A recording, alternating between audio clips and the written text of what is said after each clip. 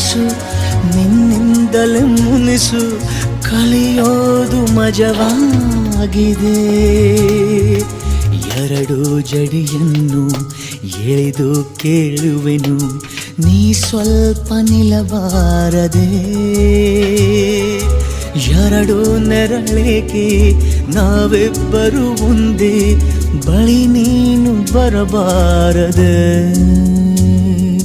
ನೀ ದೂರ ನಿಂತಾಗ ಬಾಯಂದು ನಾನಿನ್ನ ಕೂಗೋದೆ ಚಟವಲ್ಲವೇ. ಇಷ್ಟೊಂದು ಬಲವಲ್ಲಿ ನಿನ ನೀಳ ತೋಳನ್ನು ಬಯಸೋದೆ ಹಿತವಲ್ಲವೇ.